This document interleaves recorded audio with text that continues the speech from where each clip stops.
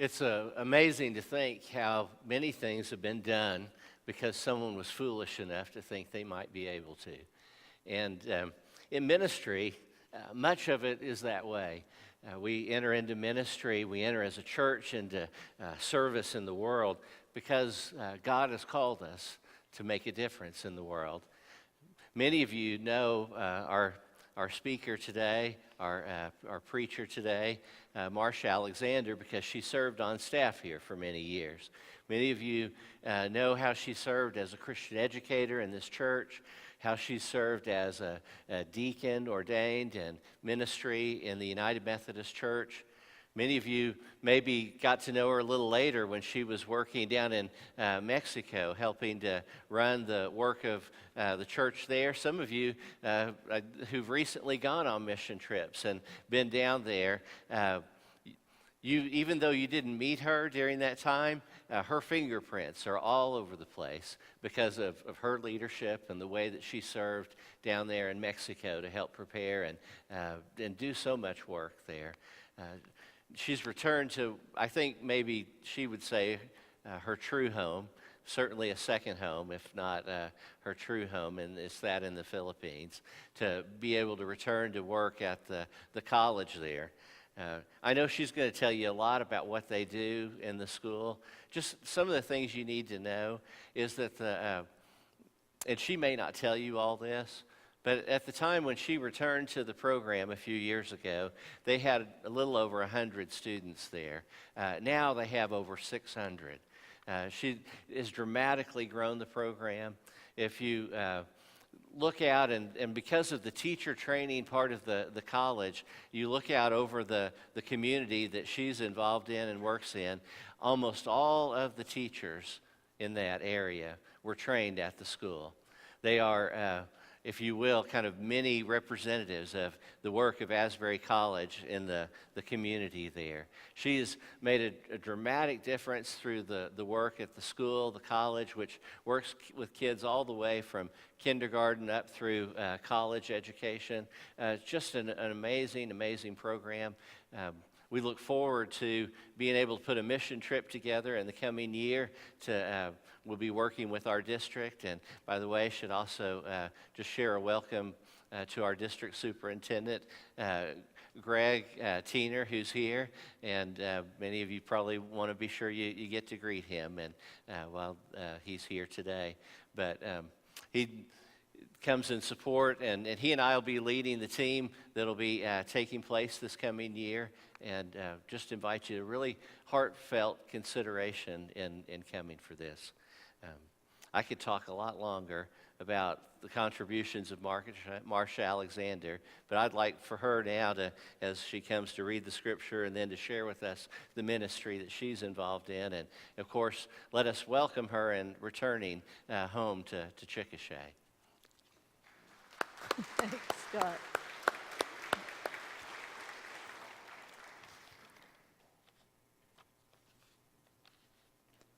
I want to read to you today from Luke 10, chapter 25 through 28. Just then a lawyer stood up to test Jesus. "Teacher," he said, "what must I do to inherit eternal life?" He said to him, "What is written in the law? What do you read there?" He answered, "You shall love the Lord your God with all your heart, and with all your soul, and with all your strength, and with all your mind, and your neighbor as yourself." And he said to him, "You have given the right answer. Do this, and you will live." The word of God for the people of God. First, let me just say, I'm glad to be standing right here at last. I have been here for over 6 weeks, and I have toured in New York, Louisiana, Texas, and then finally to Oklahoma. And I have certainly toured Oklahoma because I've been from one side of the state to the other in the last month. I thank Scott for allowing me the privilege of speaking to you also. And I thank you most especially because you are a supporter of missions. You are a supporter. You are in a covenant relationship with me as a missionary, and you are a supporter of the work that I do. So you are a big part of the ministry that I do in the Philippines. The Philippines, for those of you who may not be aware, is a country of over 7,100 islands in the South China Sea. It has a total population since January of this year of 100 million people. The 100 millionth baby was born this past January. Most of the population of that 100 million people is below the age of 40. Very young population. Anda is an island of one of those 7,100 islands, and that is the community where I live. It is a small island of 28 square miles with almost 40,000 people for population. If you look at a map of the Philippines, you will see that it has 3 main islands. The large island, Luzon, is the island of which I live off of. And then in the middle, you'll see a bunch of islands that are called Visayans. And then you see Mindanao. Like our country that has 3 main islands, our church has 3 Episcopal areas and 3 active bishops. Each of those Episcopal areas has at least, and growing, 8 annual conferences. So one bishop, during the course of 1 year, must do annual conference 8 different times. Beginning after November, when we have our central conference, our Episcopal area, which is the Baguio Episcopal area, will have 1 more conference added, and that will be the 100 Islands Philippine Annual Conference, of which I am a part. Anda is the mother island of what is known as the 100 Islands.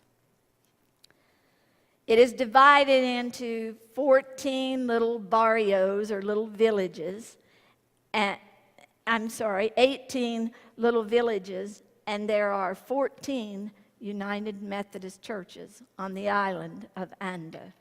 We are growing by leaps and bounds.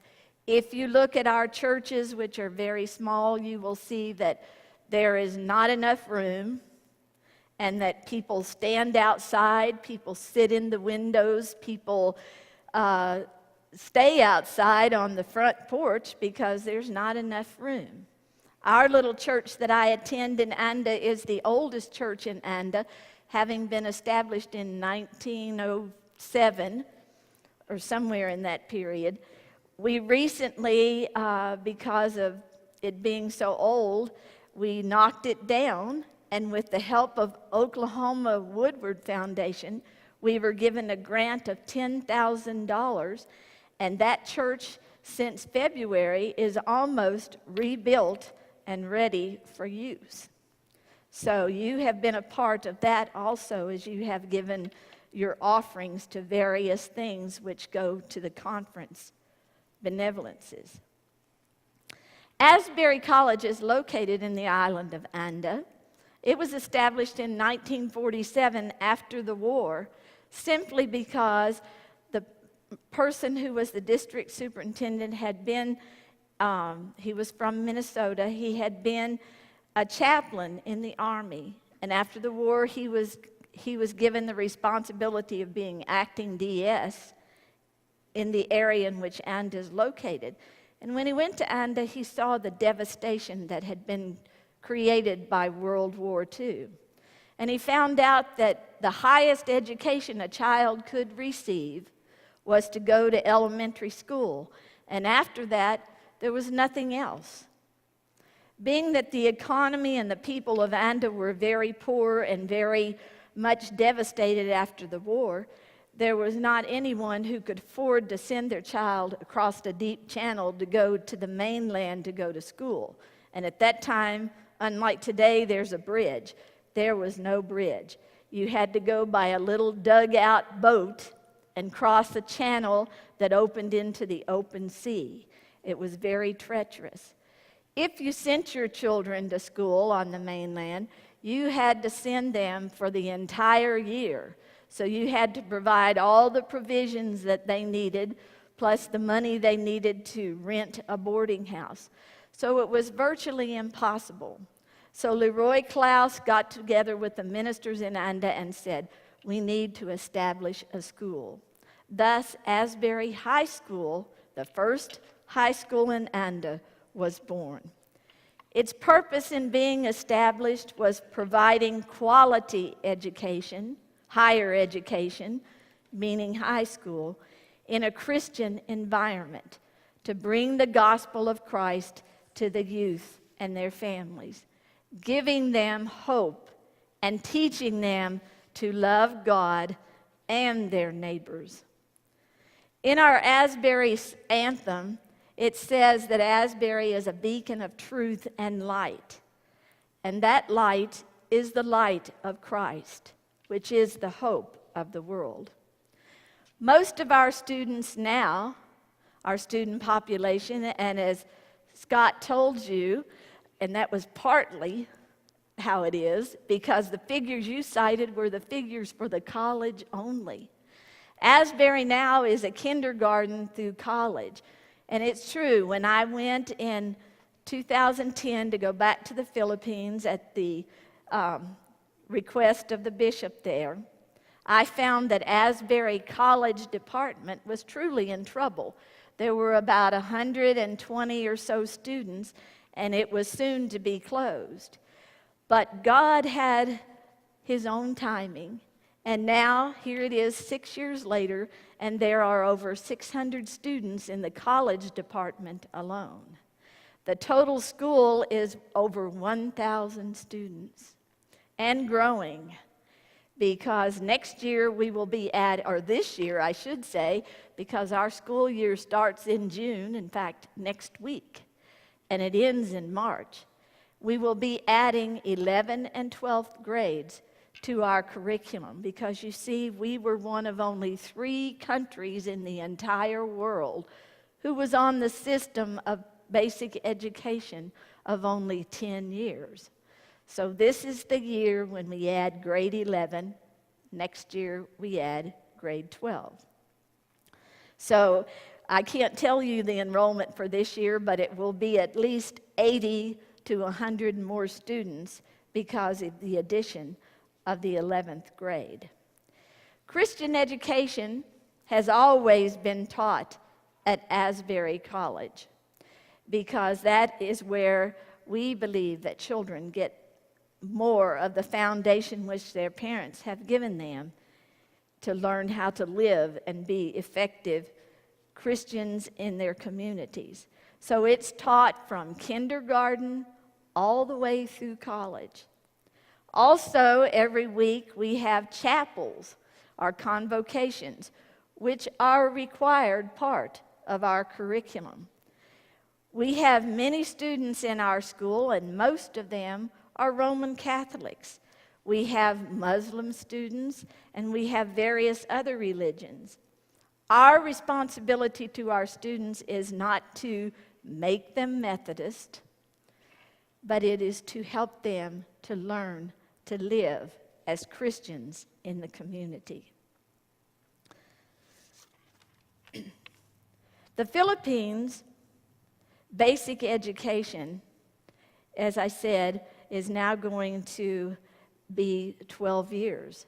This edition is to bring us up to par with the rest of the world so that our students can be globally competitive. With the coming of technology, and even in Anda, even though it's sketchy at times because of the electricity, we do have computers, and our kids all have cell phones.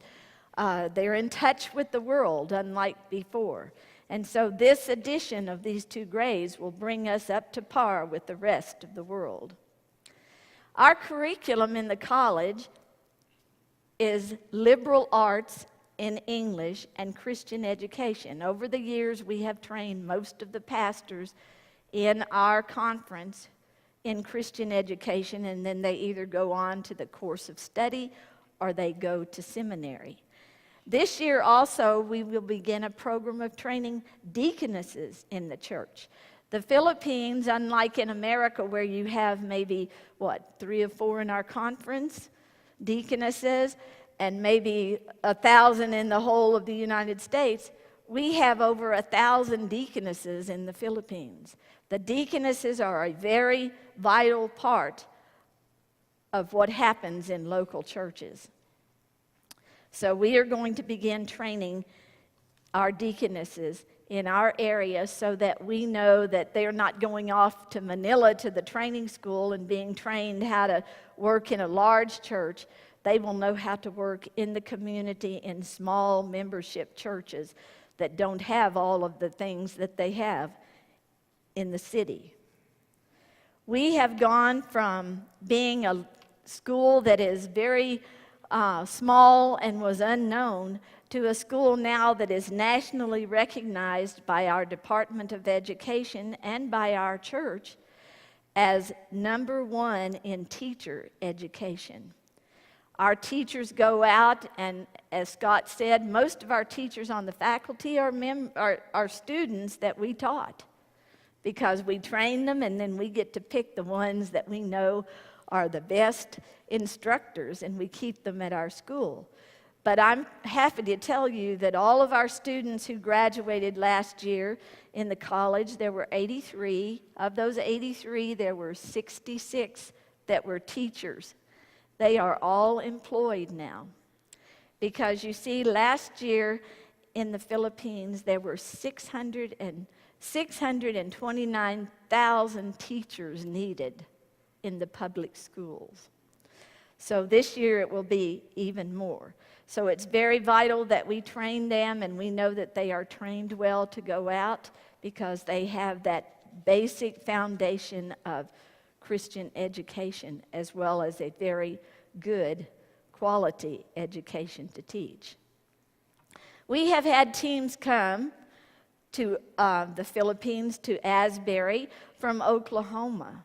And it has been a blessing from God because due to our great increase in our enrollment, which we did not really expect, we lacked facilities. When this college department started to grow in 2011, we were in the process, with the help of Oklahoma Volunteers in Mission, of putting up a 3-room college building because the college students had never had rooms of their own. But, you know, God has a sense of humor, and before we got the building completed, we had already outgrown it. So we had to still go back to doing what we'd always done and being gypsies roaming from room to room looking for places to have our classes. And that works well when it's sunny and bright and you can sit under the trees. But when you have June to November and it's rainy season and it rains every day, you're always in search of where to go. But we have had 4 teams from Oklahoma, and they have not been big teams. The very first team we had, and this will tell you the adventurous spirit of Oklahomans, was from a little church lighthouse in Kingston, Oklahoma. They had never been on mission before, anywhere, locally or globally. The very first mission trip they took had 7 people, and they came to the Philippines. So very adventurous. And what they did there can never be explained as to all that they gave to our students. This was our first time to host an American team. Then there were 2 teams that have come from Claremore and a team from Cookson. So it's not just big churches that come, it's the smaller churches that are coming too. You know, my experience with volunteers is, even in Mexico, when they come, they always tell me right off, you know, because they're trained and they're implanted in their head that they are to go and make a difference. And truly, they do make a difference in the lives of the people that they touch and in the work that's going on. But they always tell me when they come, we want to make a difference. What can we do to help to make a difference? But you know what happens when they leave? Their parting words, and it's always happened, are these: we came to make a difference in the lives of those we came to work with, but the difference is in us. The difference is in us. We're going away with a lot more than we gave. And that's what it's all about. Sharing with each other, getting to know one another, working together to build God's kingdom. When I was asked after I got here and I was talking about the school and all of these places that I have been, many people said to me, how do you do that? How did you do that? How did you go from like 600 people in your school till nowadays you have over 1,000 students? What were you doing? Well, you know, I wasn't doing anything. Actually, sitting in my office, praying that God would help us. And I tell them this: I didn't do anything. I just had the privilege of being able to go along for the ride and watch the miracles that God is doing. Because God is truly a God of miracles, giving hope to many that would have no hope. And one way that God gives hope is through General Board of Global Ministry scholarships, through scholarships from local people who have been generous in helping our students, helping students that had no hope of ever going to school.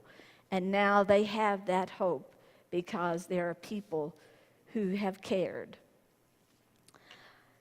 There was a little girl named Gwyneth, and Gwyneth was an orphan child. Both of her parents had died. She was only very young, 5 years old, and she was supposedly living with her aunt who lived in town. But Gwyneth spent most of her days in the market, in the public market, just running around. It was there that I think she first encountered Asbury students, and she saw them in their uniforms.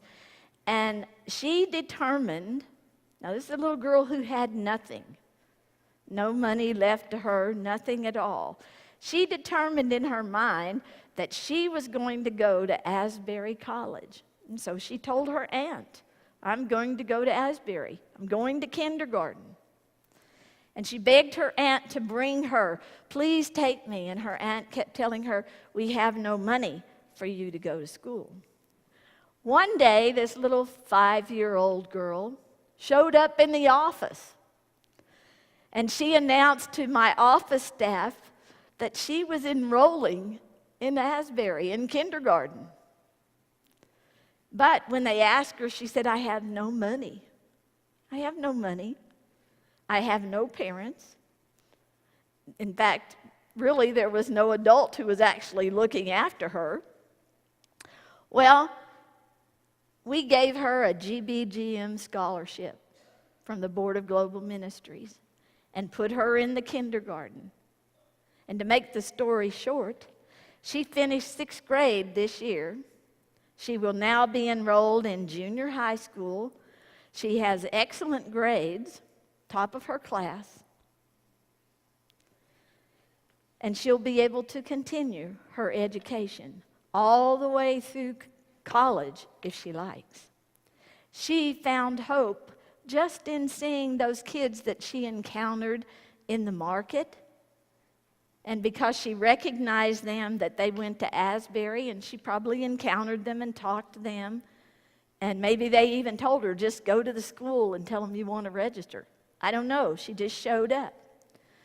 But she knew that there was hope for her, even someone like her that had no hope, for a better future.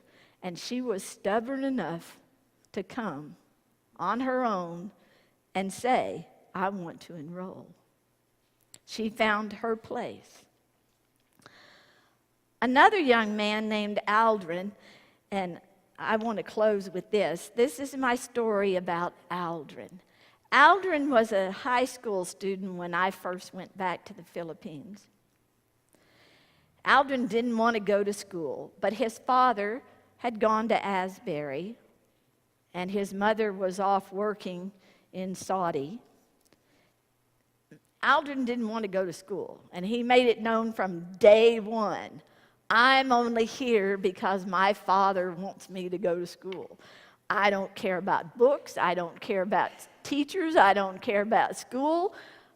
I don't care to be here. I want to be somewhere else, but I'm here.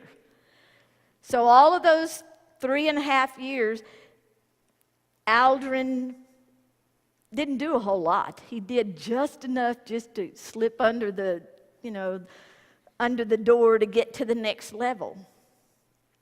Well, he had decided, and I truly believe this, he had decided from the very beginning that, Asbury, we have lots of rules. We do. We have lots of rules that you have to follow. Church rules, school rules, very strict. But he had decided from the very first day of school that if there was a rule, he was going to break it. And I'm telling you, for 3.5 years, he succeeded in his mission to break every solitary rule. When he was a senior, he had 6 weeks left. And he broke a really big rule then, which could have gotten him dismissed from school. In fact, many times he could have gotten dismissed. But what good would that do him to be dismissed? What hope would he have for the future? He'd been in my office more times than probably he'd been in some classes. Anyway, he decided that he was going to, give it his last shot those last 6 weeks. And he was going to break those rules. So one day, the big rule that he broke was this: no drinking, especially no drinking on campus.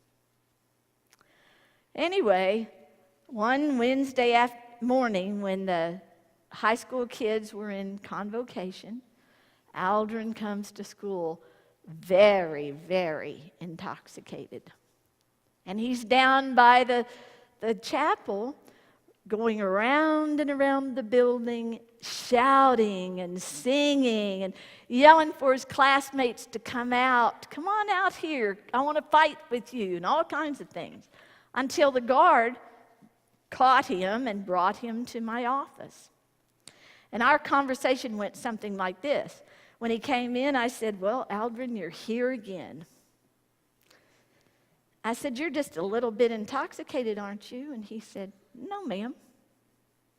And I said, well, tell me then when your birthday is. And he didn't even get close because he was so intoxicated. And I said, Aldrin, what am I going to do with you? You have 6 weeks left. And I said, you know the rule, don't you? That you can be expelled from school. And that would be it. You'd be free. But I said, I can't do that to you. Because, you see, in the Philippines, if a child gets expelled from school, they can no longer go to school anywhere. They cannot transfer to another school. It's the law. Because in order to graduate or to complete a school and go to another one, you need to have a letter of good moral character. And we're not allowed to issue those if you have any blemishes like that, like you've been expelled or you've been, dismissed from the school. We cannot give you that record even if you come and ask. And I said, you know the law, don't you? Yes, ma'am. And I said, well, what am I going to do then? This is not your first time in the office, for sure. You've been in here more than anyone else in the school, almost more than I'd been in my office. And I said, you're here. So I tell you what, this, and how many times I said these words, I'll never know to him. This is your very last chance. You have 6 more weeks of school. For the next 6 weeks, I want you to do all of your work, everything you need to do, behave yourself, and graduate? Can you do that? Can you do that for yourself? Can you do that for me? Yes, ma'am. I said, are you sure? Your word is your honor. Are you sure? Yes, ma'am. Well, I'm glad to tell you that for the next 6 weeks, he was an angel. In fact, I had to say, is Aldrin here? He was so squeaky clean for the next 6 weeks, uniform complete, shoes shiny, the work was all done. It was like he wasn't even there.